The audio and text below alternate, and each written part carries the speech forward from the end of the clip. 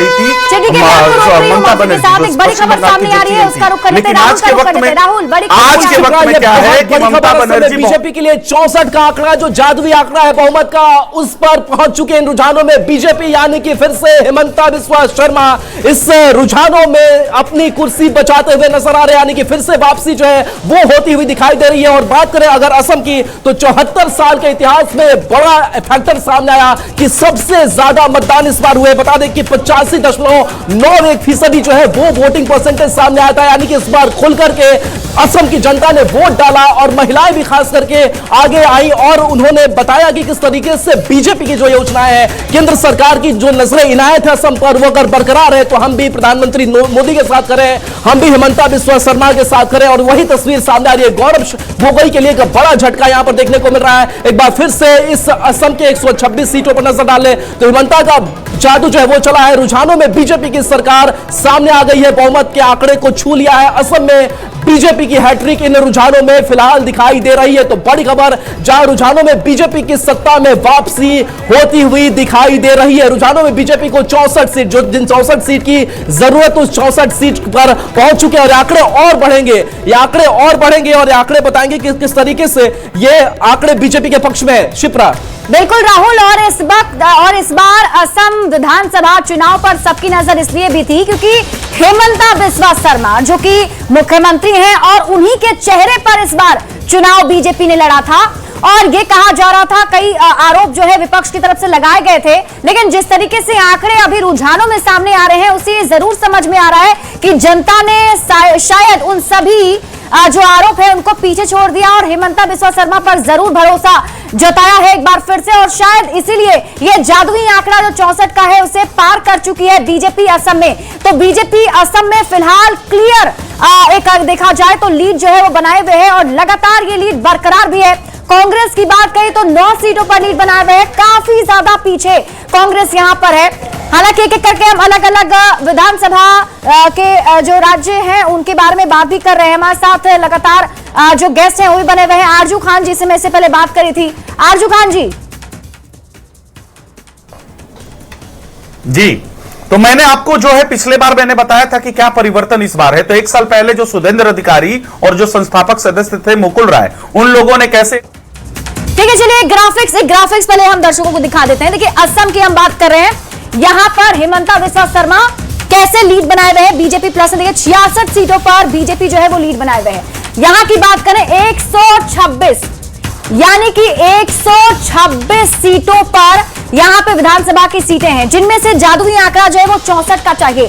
66 जो है 64 का आंकड़ा वो क्रॉस कर चुके हैं और जो रुझान सामने आ रहे हैं इस रुझान में बीजेपी असम में वापसी करती हुई दिख रही है, यानी कि बीजेपी की सरकार असम में बनती हुई साफ तौर पर दिख रही है। यहां पर दूर दूर तक आपको दूसरे विपक्षी दल नहीं दिख रहे हैं। 9 सीटों पर कांग्रेस जो है उसने बढ़त बना रखा है। 66 सीटों पर जो है वो अभी बढ़त बनी हुई है बीजेपी की और 64 का जो जादुई आंकड़ा जिसे हम आपको बता रहे हैं, 64 जादुई आंकड़ा क्रॉस करते हुए बीजेपी जो है वो असम में दिख रही है, जिससे कि ये साफ लग रहा है रुझानों के मुताबिक कि वापसी असम में बीजेपी की होने जा रही है।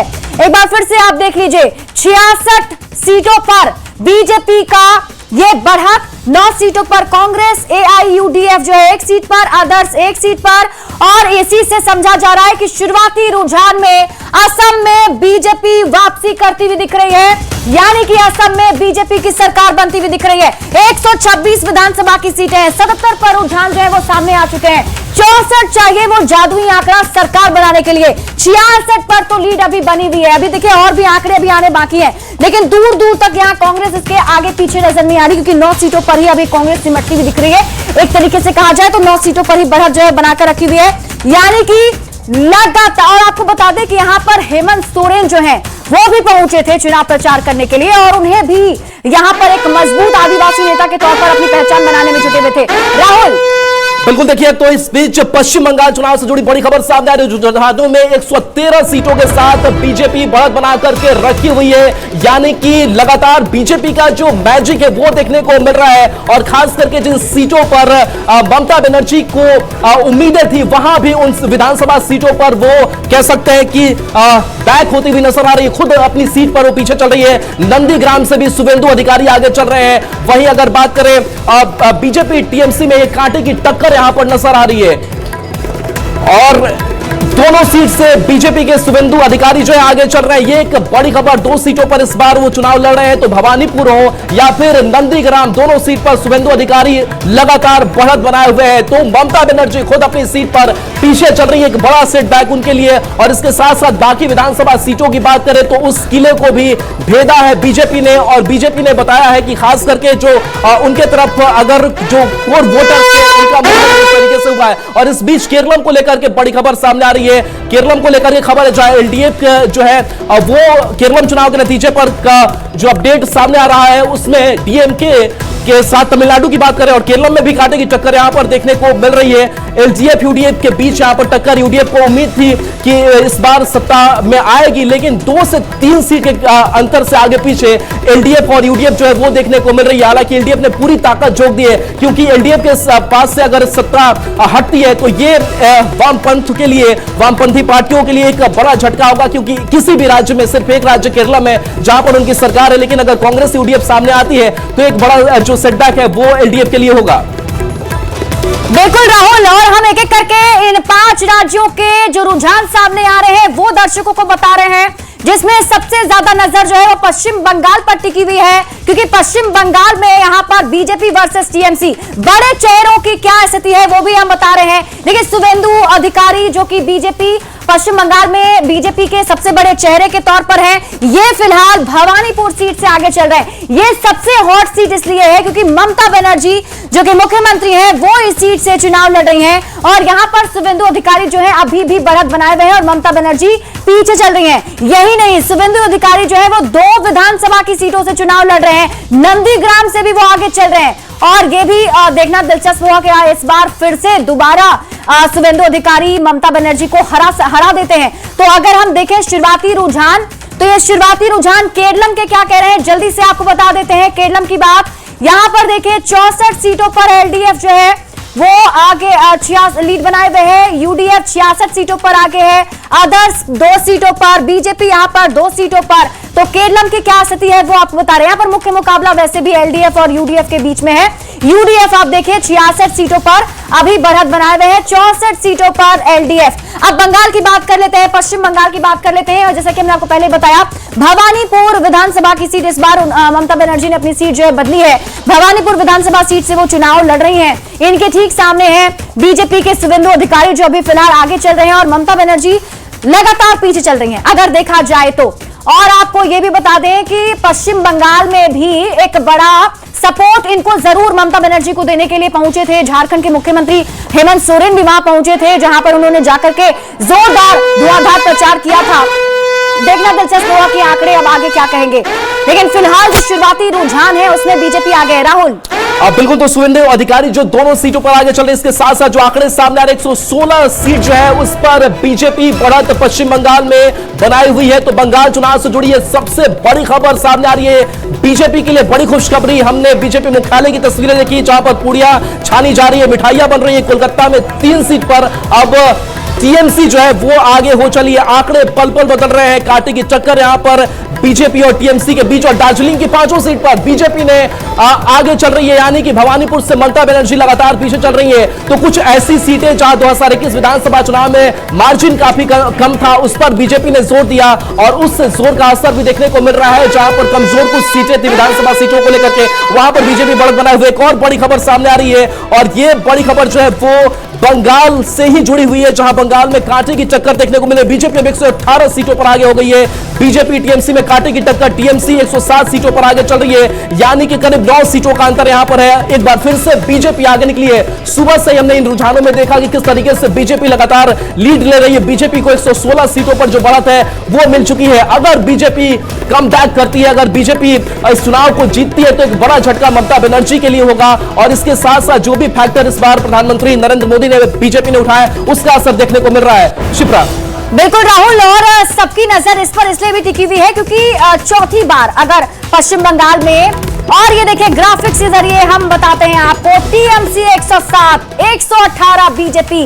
पश्चिम बंगाल में ये कांटे की टक्कर बीजेपी वर्सेस टीएमसी में इस बार देखने को मिल रही है, जिसमें 107 सीटों पर टीएमसी ने अभी बढ़त बनाकर रखी हुई है। तो इधर बता दें 118 का बीजेपी का ये आंकड़ा है, और यहां पे आपको बता दें 148 वो जादुई आंकड़ा है। 148 सीटें चाहिए किसी को भी सरकार बनाने के लिए।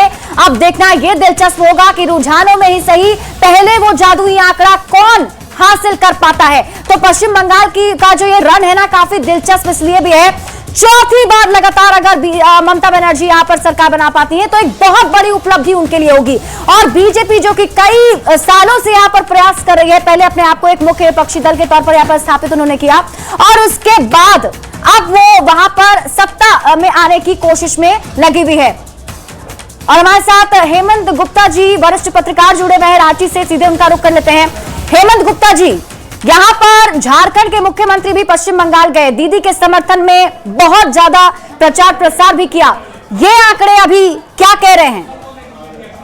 आंकड़े तो कहते हैं कि बीजेपी की तरफ रुझान बढ़ गई है, क्योंकि जिस तरीके से करप्शन और भय भ्रष्टाचार और कटमनी का मामला आया था, वो उसमें घुसपैठिए भी बहुत बड़ा मुद्दा बन गया। और इसको लेकर के पश्चिम बंगाल में जो स्थिति बन रही है वो बीजेपी की तरफ रुझान को दिखा रही है।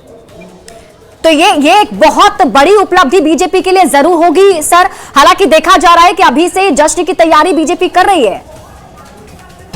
जश्न की तैयारी इसलिए कर रही है कि वो उसको मालूम है कि जिस तरीके से वोट और परसेंटेज जो एसआईआर के बाद जो 40 लाख नए जो वोटर्स बने हैं, उससे जो वोट और परसेंटेज बढ़ी है वो बीजेपी की तरफ टोटल जा रही है। इस वजह से उनको पता है कि इस बार जो फेयर एंड फेयर जो वोटिंग हुआ है वो उसका सारा फायदा बीजेपी को मिलेगा, क्योंकि लोग डर के साये में जी रहे थे और डर के साये में वोटिंग कर रहे थे। और इसी का नतीजा है कि फालता में जिस तरीके से 26 तारीख को चुनाव होने जा रहा है वो रिजल्ट भवानीपुर सीट से ममता बनर्जी का पीछे चलना, ये क्या दर्शा रहा है?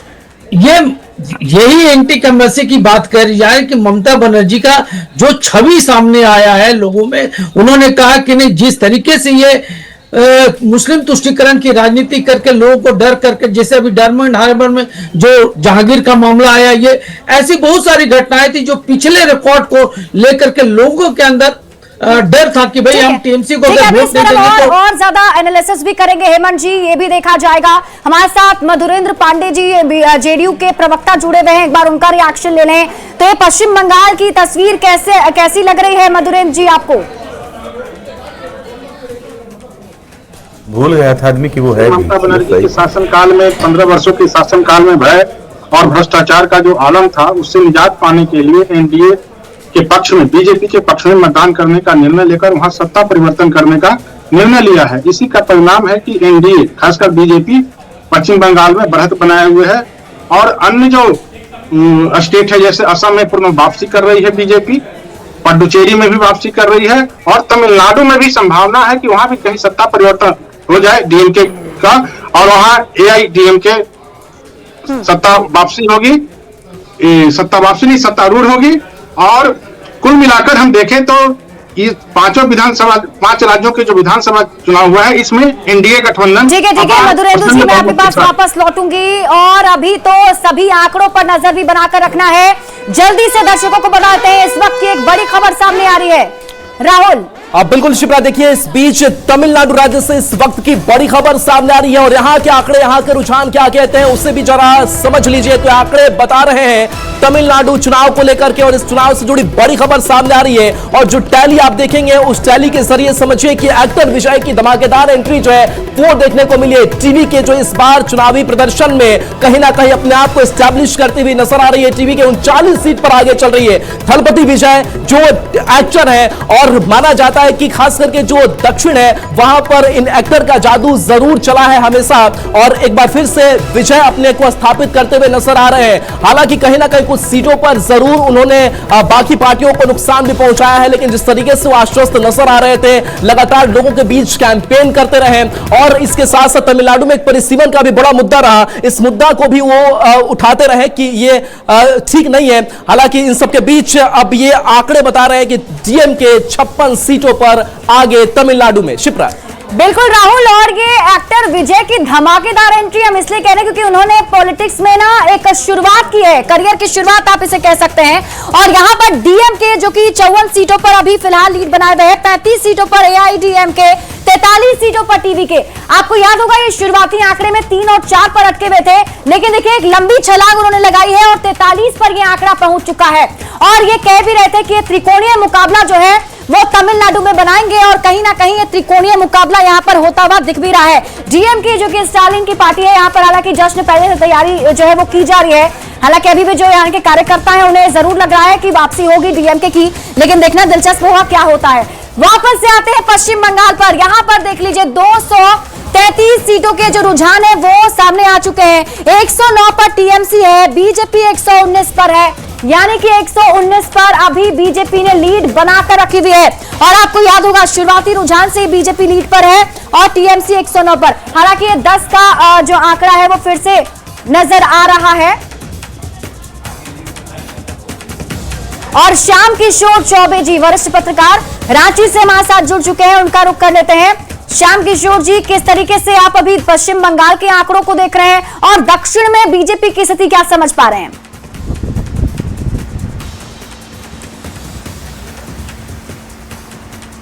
श्याम किशोर जी, आपको आवाज मिल रही है मेरी?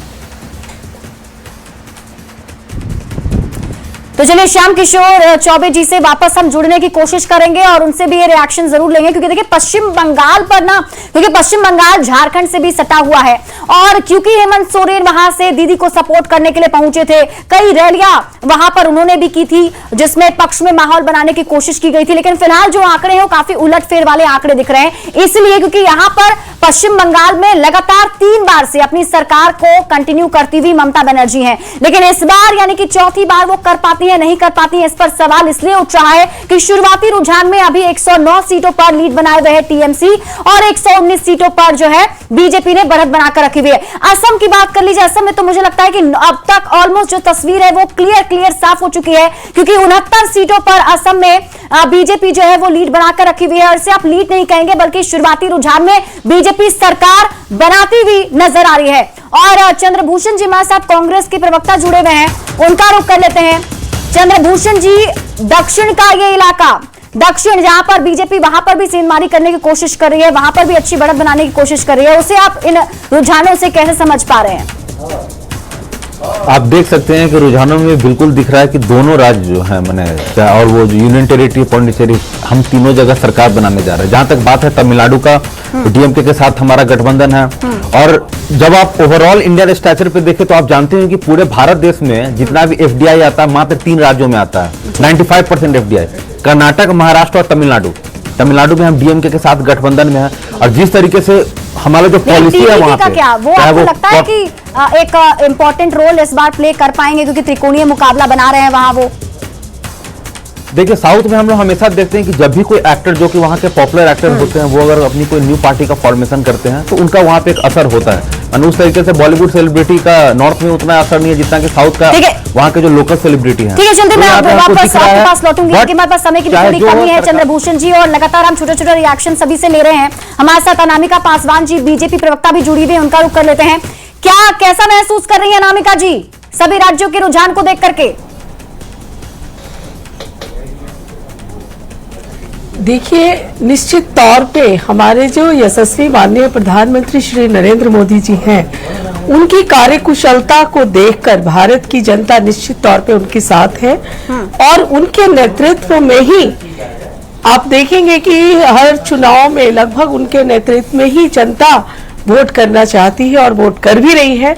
और मुझे पूरी उम्मीद है कि 5 राज्यों में अच्छी वोटिंग हुई है, वोट ऑफ परसेंटेज भी अच्छे हैं। खासकर मैं बंगाल और आसाम की बात करूं तो यहाँ पे हम बढ़त बनाए हुए हैं। और बंगाल में आपने देखा कि किस तरह से ममता बनर्जी ने वहां पे घुसपैठियों को स्थान दिया, वहां के वोटरों को तंग किया। वहां पे जो अन्य राज्यों के लोग होते हैं उन्हें बहिरागतों का। अनामिका जी वापस आपके पास लौटूंगी। बड़ी खबर सामने आ रही है।